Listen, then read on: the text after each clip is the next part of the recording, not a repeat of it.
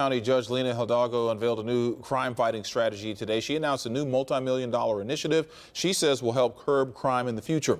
The Youth Reinvestment Fund will support local organizations working with at-risk youth. But how does this compare to other plans to tackle the crime rate? KPRC2's Taisha Walker live in 3rd Ward with a closer look tonight. Taisha. Keith, Judge Hidalgo says this is a different tactic than involving law enforcement, but says research shows that it will work. You guys generally from Harris County? Harris County Judge Lina Hidalgo took a tour of Change Happens in Houston's 3rd Ward. Last week, county commissioners voted to allocate $4 million from the Youth Reinvestment Fund to the nonprofit.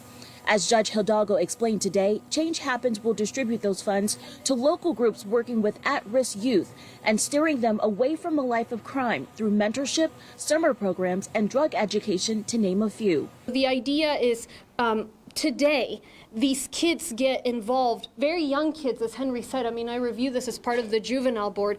Very young kids, many times, sometimes older kids, in the justice system. And so the ability to prevent crime before it happens will have an effect. In February, county commissioners approved a $1.4 billion budget for justice and safety programs. Councilwoman Tarsha Jackson, who represents Houston District B, says it's a new approach to curbing crime. Police does not stop crime. They respond to crime. We need the people that are in the community working every day. We need them to have the tools so that they can respond and cure the violence that's happening within our neighborhoods. You're seeing kids as young as 4 and even younger getting shot. McGregor Super Neighborhood President Tamaro Bell says she applauds the county for investing in the youth, but does not think this program will directly impact today's crime. I believe that we do need to do something about the perspective that young youth have about officers. So I know Change Happens is a wonderful program. My son participated,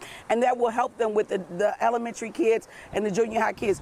But for the crime that we're experiencing right now, that is not the age bracket that's doing these terrible crimes. They're older. And Bell says she believes more funding to officers and fixing the court process and giving youth a proactive place to go in the summer are solutions she thinks will work.